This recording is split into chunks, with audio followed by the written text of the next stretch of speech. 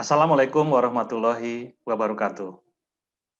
Pada pertemuan ini saya akan fokus membahas tentang pemeliharaan data pendaftaran tanah.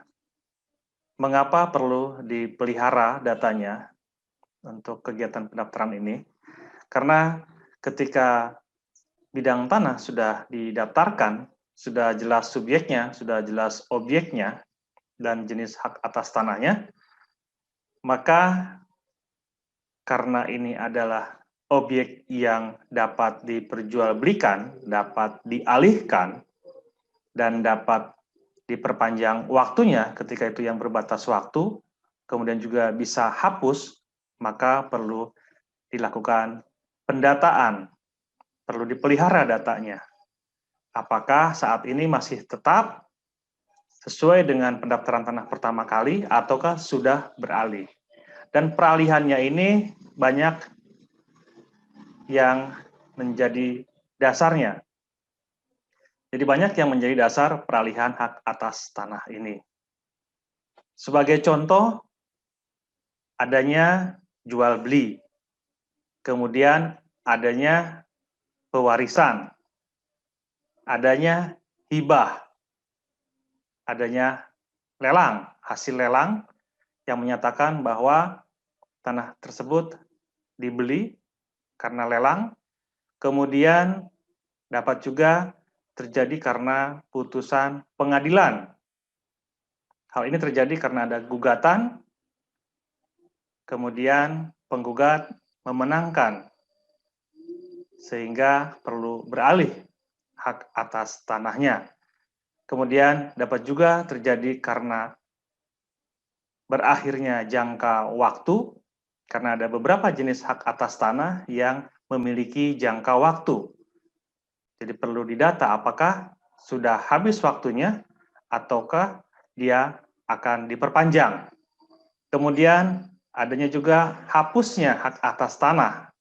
Ada juga karena adanya pembebanan. Jadi perlu adanya pemeliharaan data. Apakah tanah yang sudah bersertifikat itu memiliki beban di atasnya. Contohnya ada hak tanggungan, ada pinjam-meminjam di atas bidang tanah tersebut, sehingga ketika proses pinjam-meminjam ininya belum selesai, maka tanah tersebut tidak dapat diperjualbelikan, tidak dapat dialihkan. Ketika ada jual beli atau beralih hak atas tanahnya harus dengan sepengetahuan pemberi pinjaman. Maka ada hak tanggungan. Kemudian ada hibah dan ditentukan oleh pemilik tanahnya, siapa yang akan diberikan hibahnya. Kemudian mengenai pewarisan bagaimana? Kalau pewarisan, berapa orang yang menjadi ahli warisnya, apa datanya, dan bagaimana pembuktiannya. Beberapa contoh tadi itu dapat menyebabkan adanya peralihan hak atas tanah.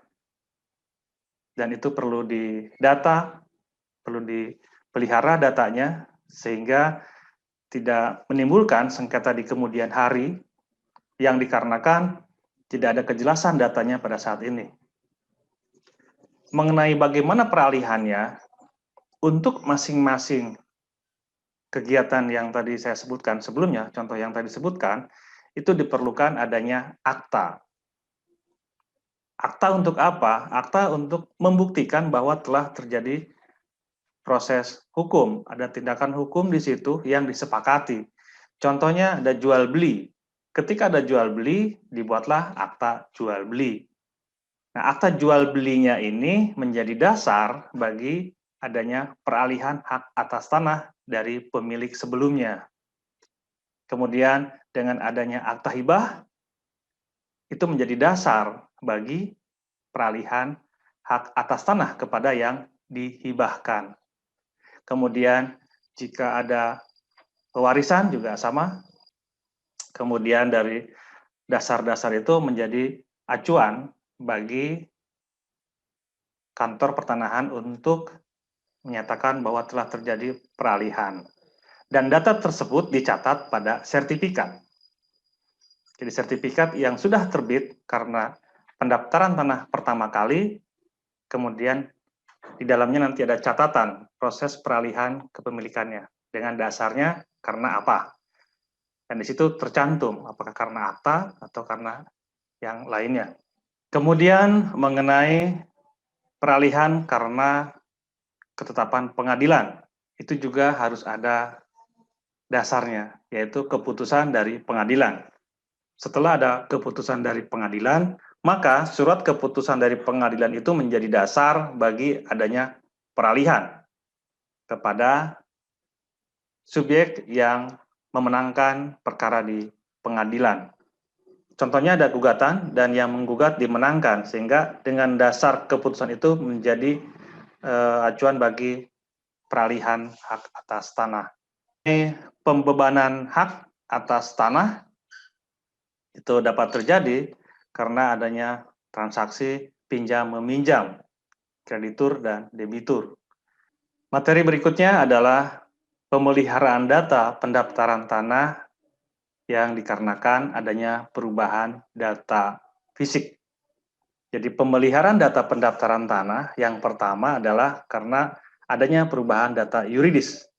Yang kedua adalah karena adanya perubahan data fisik.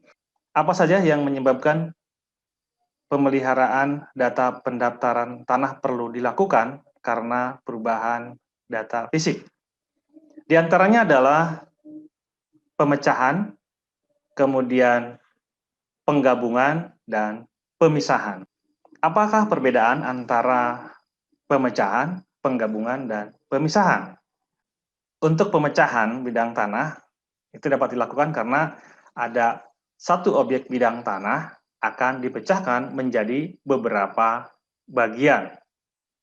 Contohnya, tadinya 1000 meter akan dipecah menjadi 4 bagian, masing-masing 250 meter.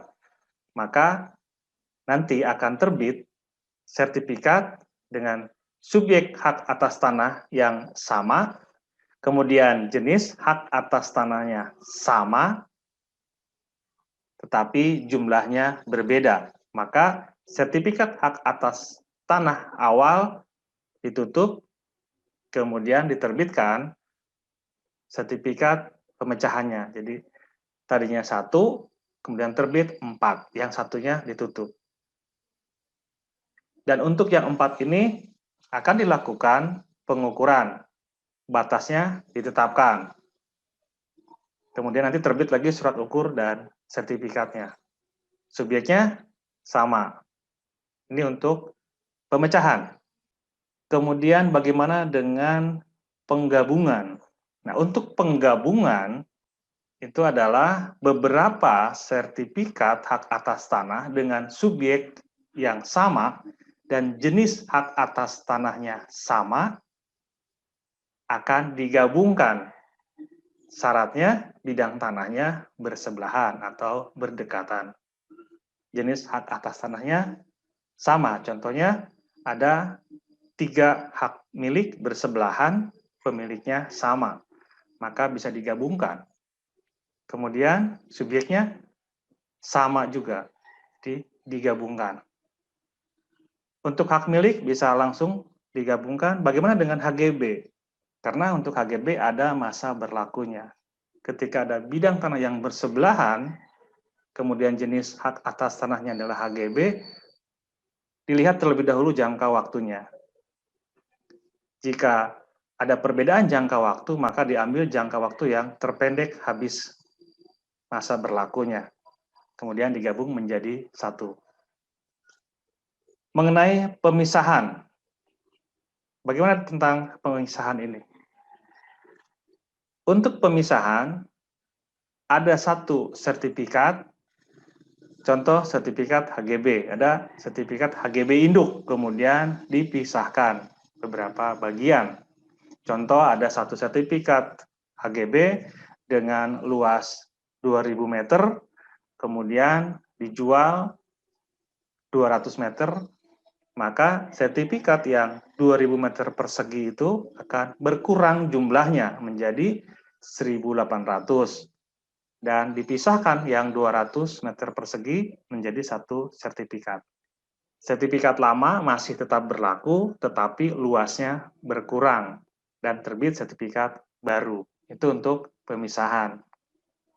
Jadi ada satu induknya, kemudian dipisahkan beberapa bagian karena sebuah proses peralihan transaksi misalnya jual beli.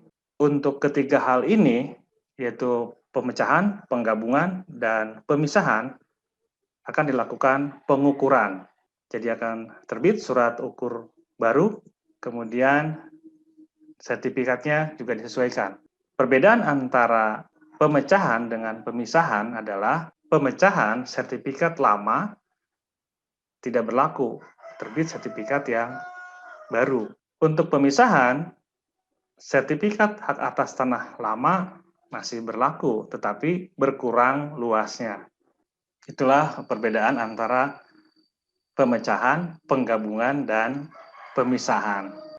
Pada kegiatan pemeliharaan data pendaftaran tanah, karena perubahan data fisik, yaitu pemecahan, penggabungan, atau pemisahan, ada hal yang perlu diperhatikan. Di antaranya adalah mengenai apakah tanah tersebut tidak sedang diagunkan atau sedang diagunkan. Karena akan berisiko ketika terjadi pemecahan, penggabungan, atau pemisahan, dan di saat yang sama tanah tersebut sedang diagunkan. Maka diperlukan adanya kejelasan mengenai status pembebanan di atas hak atas tanah tersebut. Terima kasih atas perhatiannya, dan jangan lupa untuk subscribe, like, komen, dan share materi-materi yang terdapat di channel ini. Terima kasih. Assalamualaikum warahmatullahi wabarakatuh. Semangat pagi.